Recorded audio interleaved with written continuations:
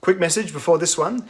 My buddy Nathan is doing a edge testing style video, and I hope he does more. So what I'm hoping is we all go and give him a thumbs up and a sub, because he has a best tester, which gives a knife a numerical sharpness value. Nathan is a very good sharpener. He won the sharpest knife contest at the Sydney Knife Show recently, and he gets knives really sharp, shows their best result, and then cuts things and maps the degradation of the edge. And I'm hoping he continues doing it, because that is such a cool idea and even more sciencey, which doesn't take much, than what I do here. So give him a sub. I'll put a card up in the corner and also in the end screen and also in the description, because I think it's really cool stuff to do and worth encouraging. Anyway, on with 110V.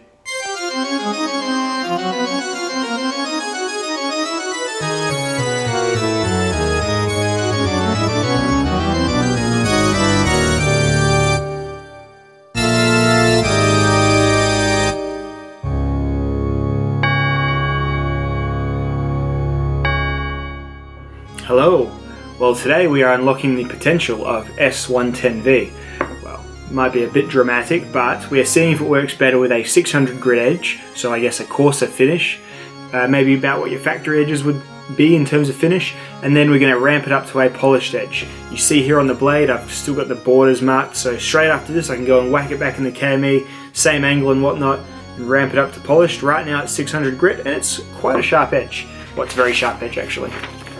It's a, it is always a bit different. It makes a little bit more of a sound through the paper, but no problems at all push cutting. And that's how my test goes. The test goes until it no longer does that to paper, it just slides effortlessly through. Not super scientific, absolutely not, but it's a good indicator I found. Anyway, we're going to see what the differences are. Some stills do better with a coarse edge, some do better with a mirror polished edge, and some are about the same. So let's see what we are working with S110V on a Spyderco Paramilitary 2. Cutting twisted sisal rope as usual. The edge angle, according to my angle finding app, was 13 degrees. I've got my doubts. I reckon that my table might have been a little bit crooked or something similar to that. So, Torment card. Oh geez, you know, it might actually be. Oh, that's impressive. I reckon it's at least, yeah, you know what, let's just go with 13 degrees, because it's too fat for the 15 on the Torment card. So, alright, I have upside down my KME's thing, so I can go a little bit lower. Cool, let's do it. 13 degrees, cutting twisted sisal rope. See how we go.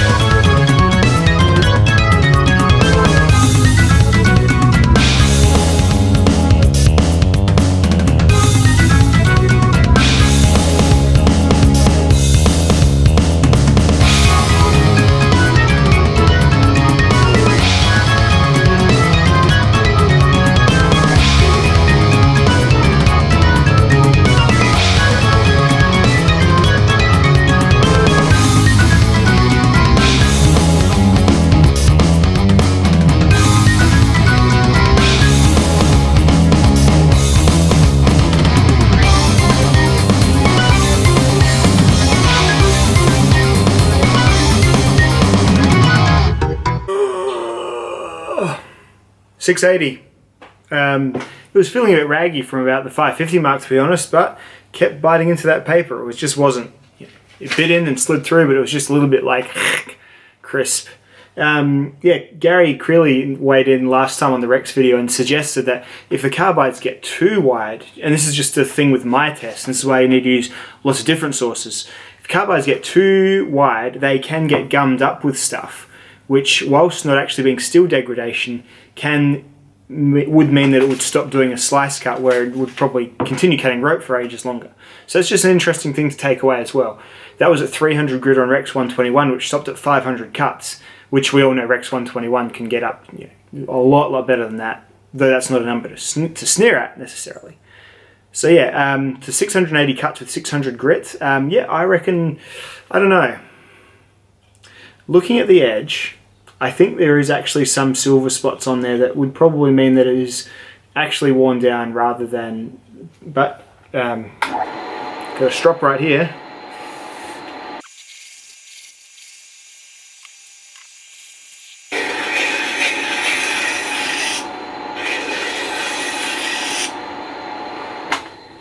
So we'll see if that has sort of removed any garbage from the edge. That just a quick little touch like that, and we'll see if it's back to like being insanely sharp again. God, I need to really start bringing more bits of paper. Nah, maybe a little improvement, but not a huge amount. So I'm pretty happy to say that's the stop point of this one. Pretty tall edge, 13 degrees, 680 cuts. That's very, very good. Like, that's a very good result. I think last time on 17 degrees, I think 1000 grit finish, when I did this M4 K390, I reckon it was about in the 500 realm or something. So definitely thinning it down a bit to 13 degrees and doing 600 grit has definitely improved the edge. So there we go. Now we're off to put a mirror on this and see how it goes then.